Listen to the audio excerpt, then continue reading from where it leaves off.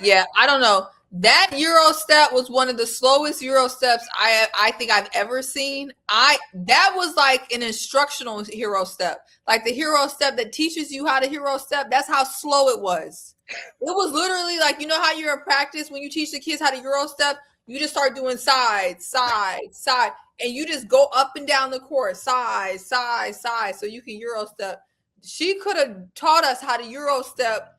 That's how slow it was. Ring so big, you can't even see my face. Ballin' on the court, make them chase. Buzzer beater, shot clock, first place. Got them running plays like they running in a race. I just wanna ball. I just wanna ball. Hello and welcome to the Women's Cut. I'm Jay. That's C-Way. Let's get started. How you doing, girl? I'm good. How are you? I'm good. We saw a lot of each other this weekend. We did. Had a whole road trip and everything. How did your run go? Your long Um, run?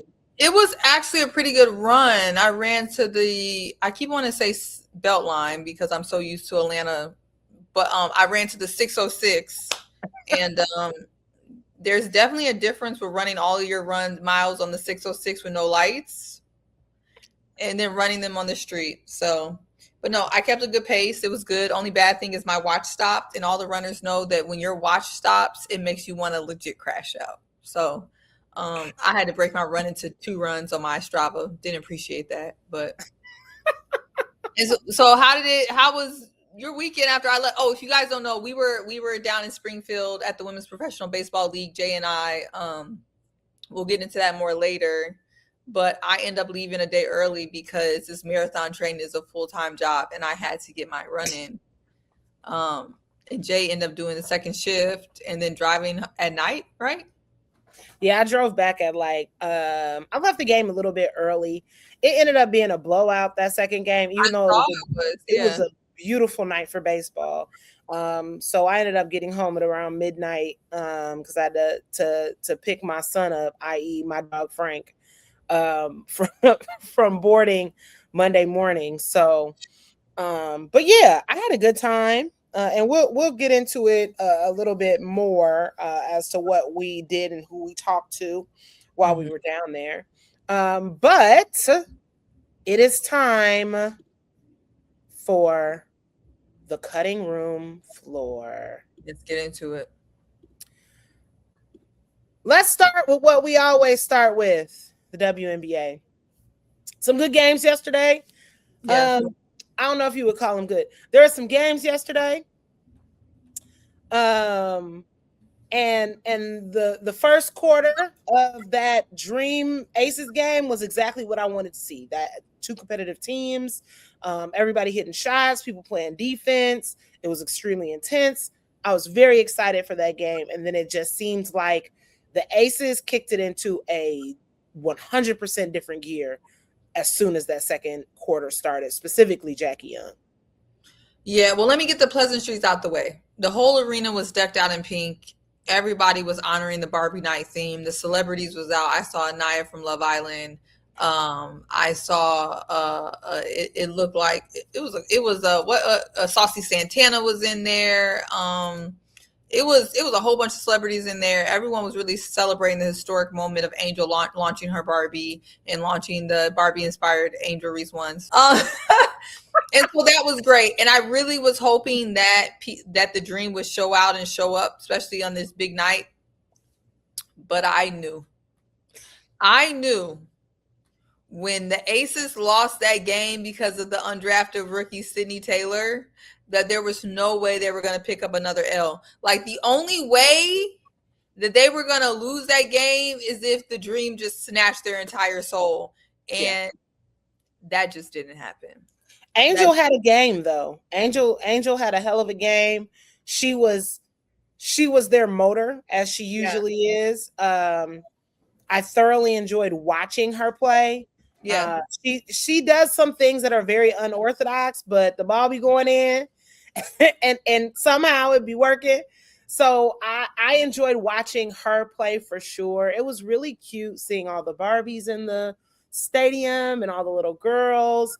And then during the game, they had Sue Bird's little Barbie doll doing stuff around the office. I was like, oh, this is cute. It was really cute.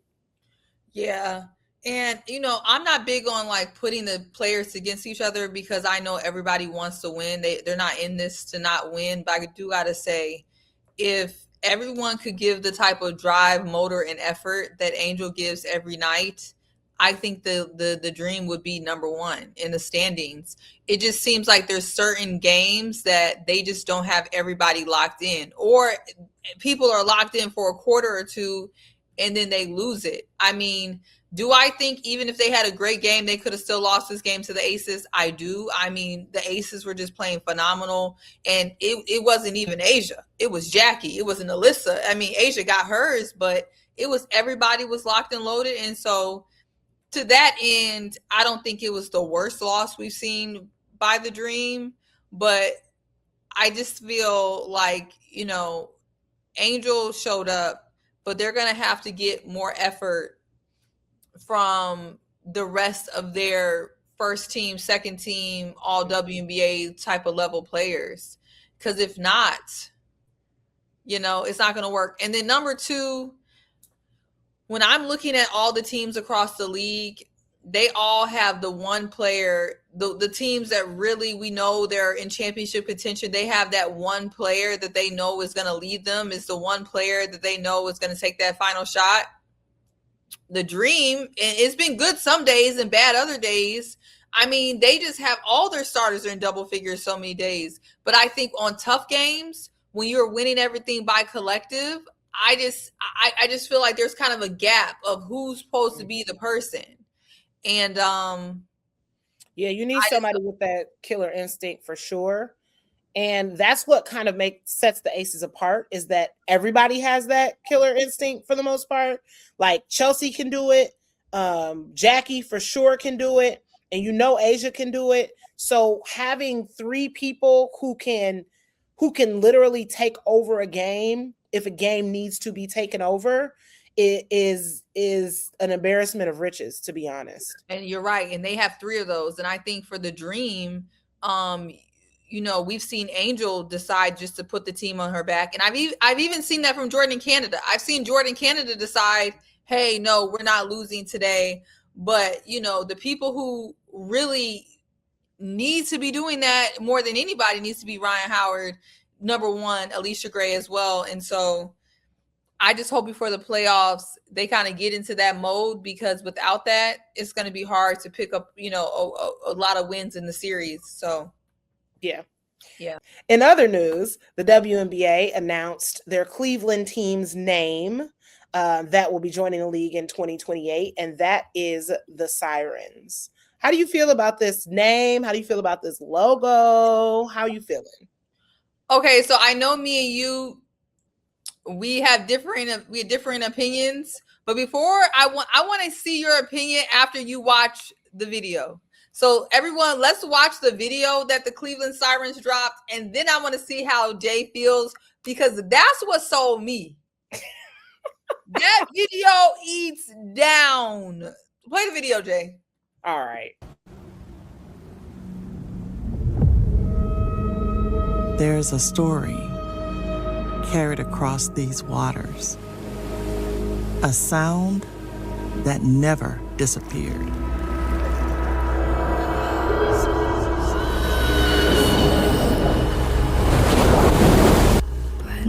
Bide my time, wearing a warning sign. Wait till the world is mine. They told her to be quiet,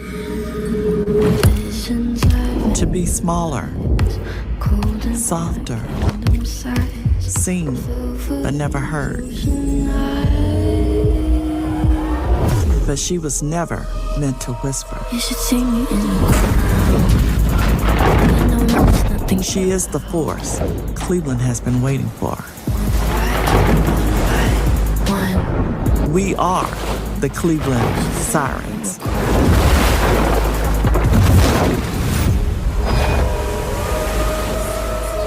From these waters, a powerful new voice rises. You should see me in the crowd. Forged on our shores, rooted in the past, built for what's next. This is her story. This is her voice. And the world is listening. Hear the call.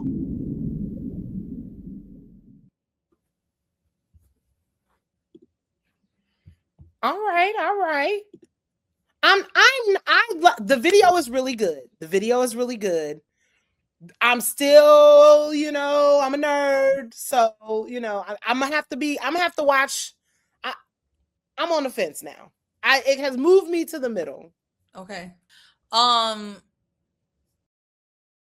Look, I know the meaning of the Sirens is touch and go. I know it means it means what it means, but I gotta say, I think just the video, the color, I like the color. Surprisingly, we don't have a lot of teams that have that like blue, like let it just be blue. I really like that. I think all we have is with the links are blue. Yeah. Yeah. I like how this is just like blue is the color, Yeah. I think the logo is a little predictable, but I'm not gonna just being a logo junkie. I think the logo is just a little bit too what I would expect. Yeah. But I can definitely see them doing a play on the S and doing some other things maybe with the logo, like that being the big logo and then having a logo that has like just the S or something like they did in the water. But I like the organization of the layout. I like the name. I like the thought behind it. And look, I did not like the Tempo's name. And the Valkyries, I had to look up what that was. So for me, and then the Portland Fire was all right. This though is the first one I was like, I like it. They're leaning mythical because Valkyries they're leaning heavy into mythology. Because Valkyrie and Sirens are right there. So I guess that's gonna be the wave from now on. I don't know. I mean, leaning on how good the Valkyries kind of like that kind of theme, I think they were smart for going with the Sirens because I think the Valkyries, the colorway has been really popular, the whole idea of it. And so the idea of this like powerful, evil lady in the water coming back, letting her voice be heard. I just love the dominance of the woman, even if it is a little spicy, even if it is a little dark. I like that. I like that. So they ate that down. Look, 10 stars for me. No, wait, 5. Well, here's the thing. I just need to see the jersey. That's really what's gonna sell me. Because just like you're a logo girl, the jersey has to eat. That's the reason why I like the Valkyrie. Like their jersey is just one of my favorites. They haven't missed. And they do simple. The Valkyries did simple well. So that's the only thing. I just hope they don't put that whole waterway and the lady on, like, don't do too much. But anyway. I want to see an ombre. I want to see a white to blue ombre. Are you listening, Sirens? Give me an ombre. Give me a dark. Your dark jersey should be a blue to dark blue ombre. Your light jersey should be a white to light blue ombre. Give us an ombre. That's all I'm saying. I love that. I would love an ombre. All right. So the WNBA also had some very interesting trades. Yeah. Not a lot of movement. I would have thought that there was going to be more, to be honest. And we had this conversation last week about them saying that the Mercury were shopping AT, but it turns out they're not. They decided that they got tired of Kelsey Plum choosing between them and somebody else. And they said, just come on over here, see if you like it, see if the water is fine, and hopefully stay a little while. Yeah. Yeah, the WNBA trade deadline is historically way more quiet than the NBA. So there's never a lot going on for the trade deadline. Probably because unlike the NBA, the W is always cutting and trading, and not trading, but trading, cutting, moving. I mean, there's always a lot of movement, I think more so than the NBA. So the trade deadline doesn't have to be as dramatic. But yeah, the only big moves was Anissa Morrow, which the Connecticut Sun virtually just gave to the Tempo. Like, hey, we're doing you a favor. We're doing Anissa a favor. So I can't even call that a big trade. And then the Phoenix Mercury decided to go grab Kelsey. Now, I've had a lot of time to think about this. I think the Mercury actually were smarter than people think. Although it was a bit risky, and Kelsey Plum is being honest, the fact that she's going to explore her options as she should, as a queen should. But getting Kelsey into their system, and Dre said this on her platform, my girl Dre, and I love she kind of laid this out, and I agree with it 100%. Getting Kelsey into the system, meeting the players, and kind of like courting her ahead of time, I think it's going to be really good for them, and I think it gives them a leg up.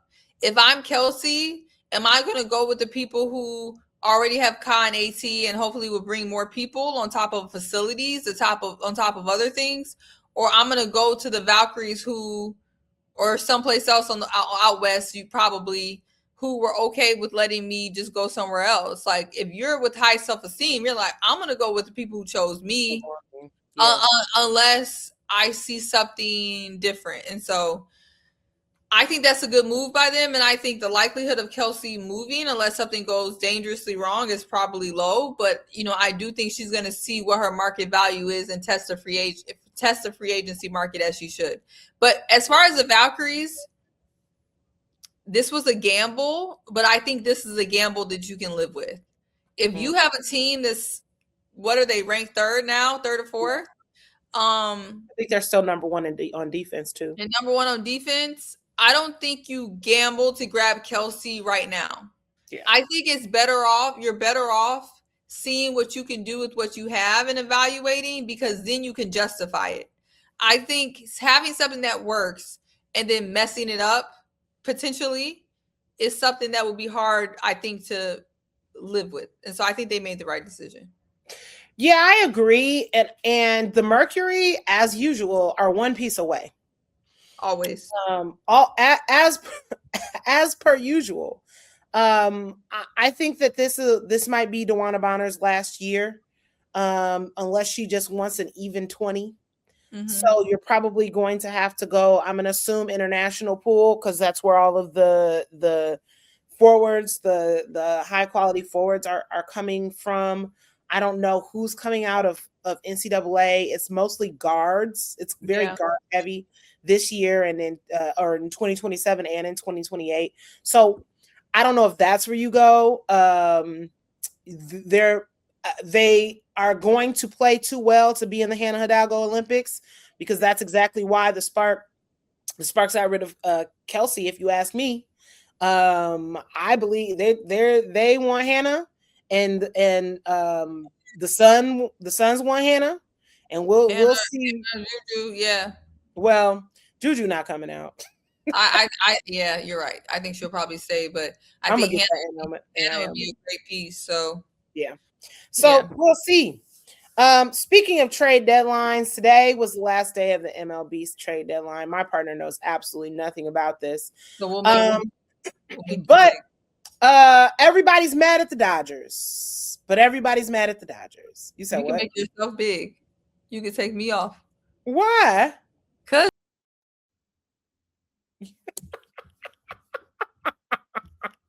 I can't stand her at all. Everybody's mad at the Dodgers. That's this and that's that. The Dodgers spend more money than everybody. The Dodgers make more money than everybody. Before it was the Dodgers, it was the Yankees, and everybody was mad at the Yankees. But the solution is for everybody to spend the money that they make. Most of these MLB teams, they make money hand over fist. They pay minimum amounts of money in order for them to maximize profit. My Chicago White Sox, whom I love, shout out to Munataka, they routinely make $400 million plus and have a salary that's in the bottom of the league. So their earnings are $400 million, and they put out a terrible product until recently because they don't want to pay their players.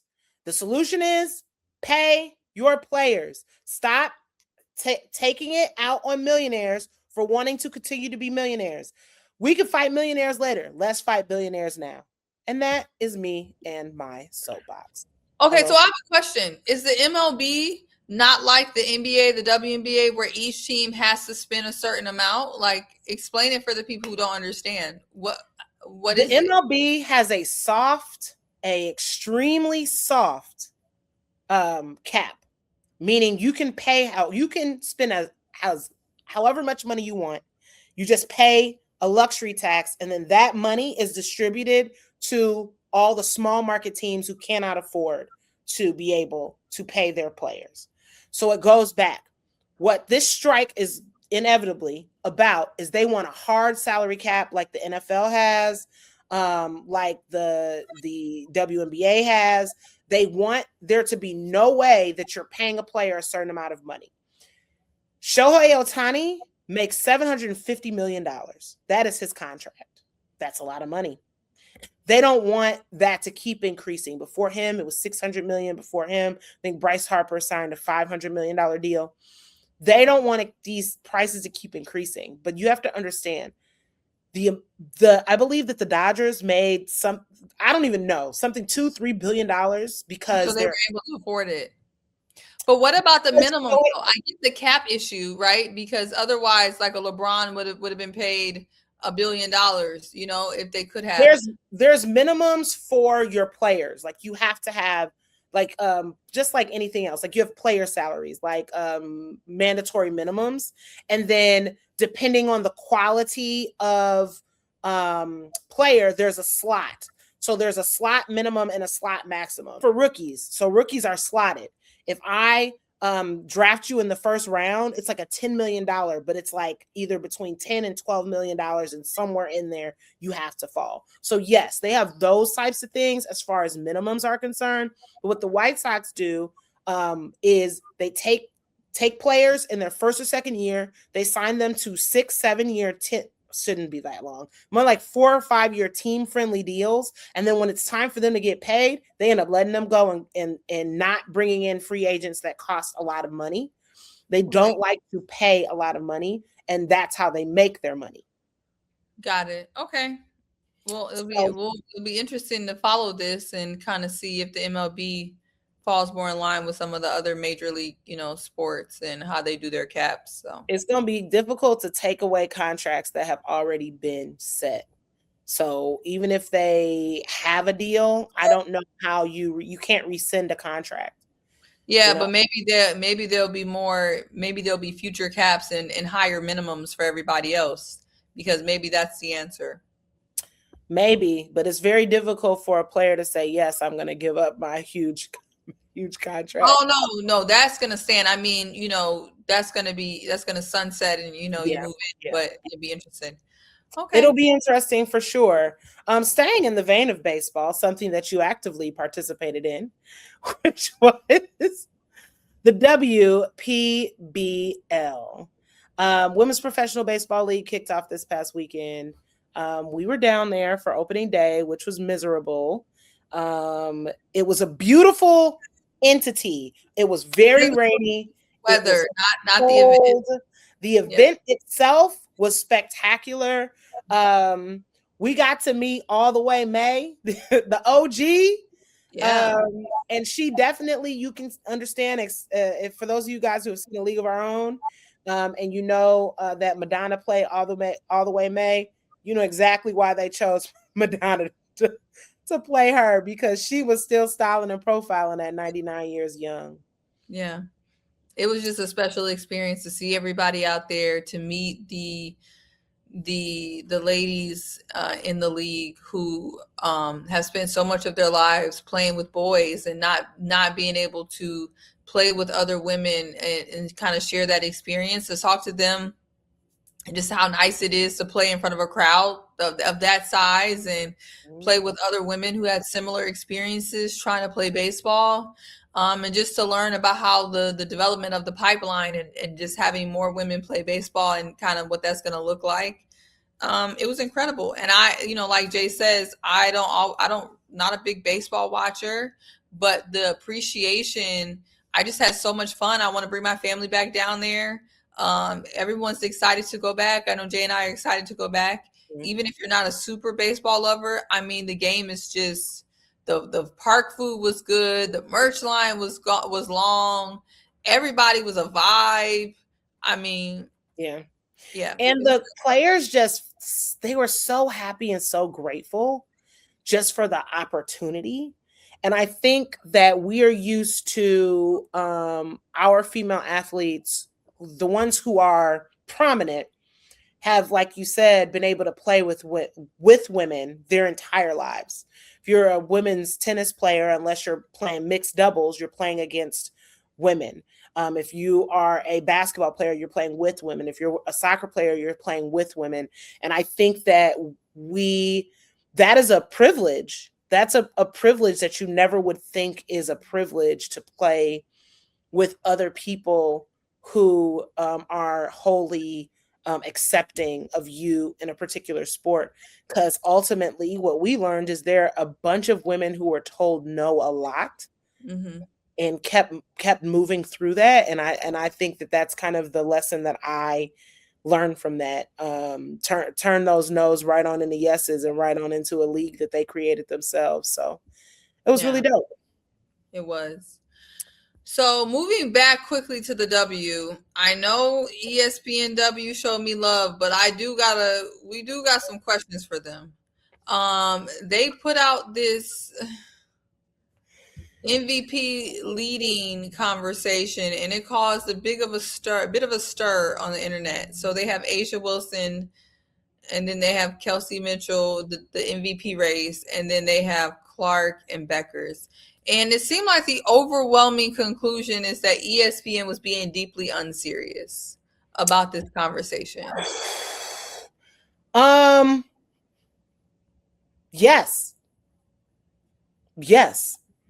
Kelsey Mitchell definitely deserves to be in that conversation. And if there was another Indiana player in that conversation, it would not be Caitlin Clark. It would have been Aaliyah Boston. Yeah, she's been quiet these last couple of games, though. Well, yeah, she's coming off that injury, and I'm not saying that, but MVP race is not just a couple of games. It's not who your leading scorers are, and we'll put the stat leaders up here. It's not your leading scorers. It's not somebody who has had a good week. It's somebody who's putting together a season. Jessica Shepard should be on that list before Caitlin Clark is. Well, they may eat you up for that one. They can eat me up, but am I not telling the truth? I don't know about Jessica Shepard over Caitlin, but I do have an overall, because I don't want to be hyperbolic. I'm not saying she ain't going crazy, but I do think the problem is, and this is not just a Caitlin issue, it seems like the MVP race has been very stat specific and not impact specific. And that is my conversation. If you look at the stat leaders, yeah, I see why they have Caitlin up there, because she is third in points per game. That doesn't speak to the field goal percentages. That doesn't speak to the number of shots, but that does speak to how many points she's getting per game. On top of the fact that if you look at the assist conversation, she's right up there as well. And so if you're looking at stats, I do understand that. But when you're actually watching the game, although you don't see Olivia Miles on a lot of these leader boards, why? Because the Minnesota Lynx are so solid. They have Courtney Williams. Now they have Nafisa. They have Howard. They have all these players. They have McBride. They have McBride. Yeah, nobody on that team needs to put up these type of numbers. And so Olivia is not going to be at the top of any of these categories. But the eye test tells me that she is having that type of that in that conversation for the game. Yeah. And I think my overall problem is that the MVP race every year is just about stats. And if people have MVP fatigue and they're tired of Asia Wilson winning it, they're just going to be tired, because stats wise, she has been pulling the load of the points on her team based on the construction of her team. And from what we just saw, And she's will in the do top so. 5 of 3 different stat lines. So, and she will do so for years to come.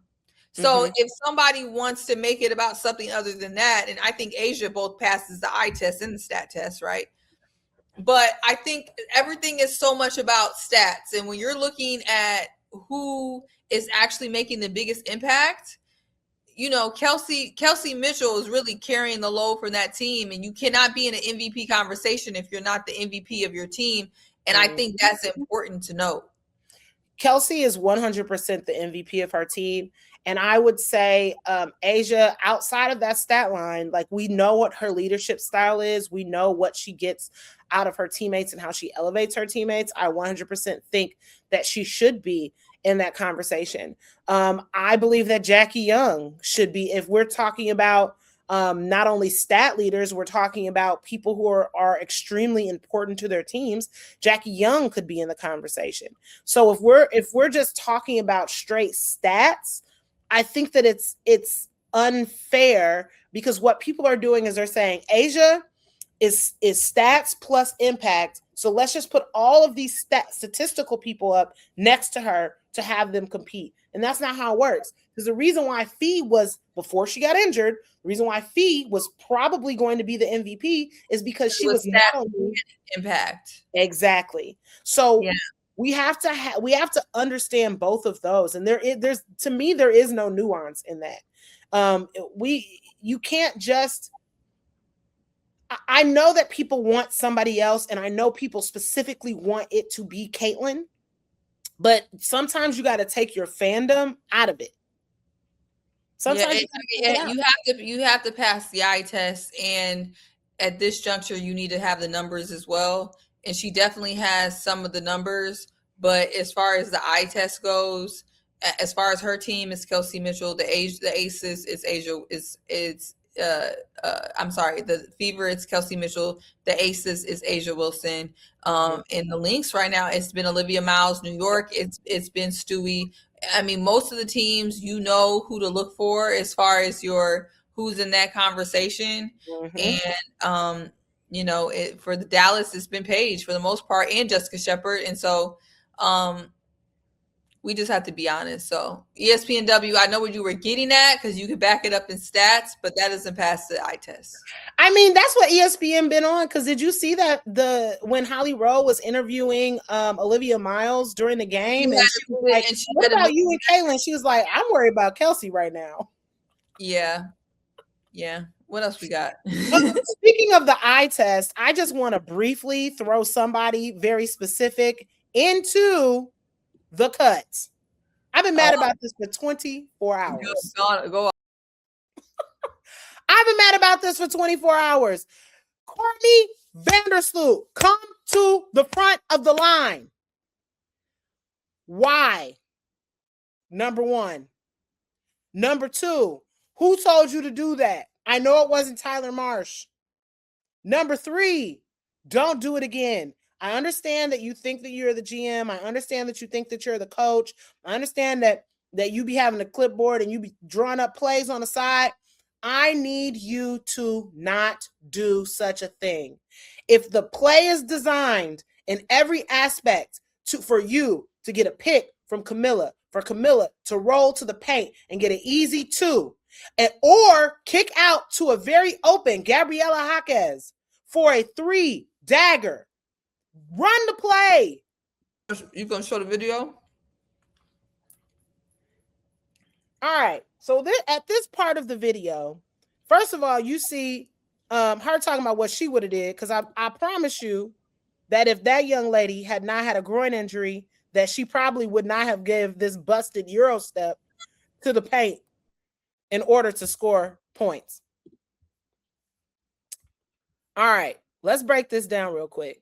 So this is a very classic, Seaway, you coach. You know this is a very classic play. Somebody's at the top. You set a screen to get them open.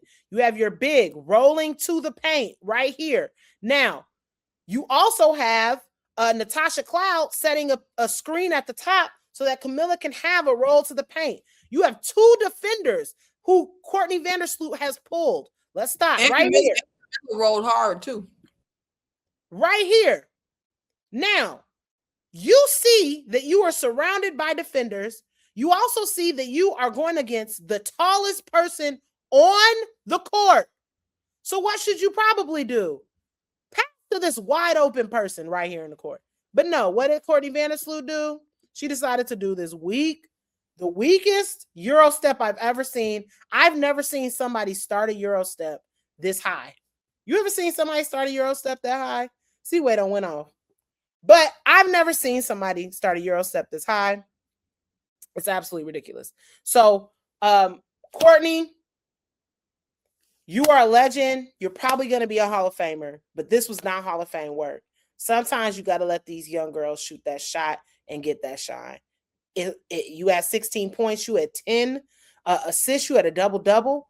You should have had 11 assists right here to Gabriela Jaquez in the corner. And that is the conclusion of Courtney Vandersloot being in the cut.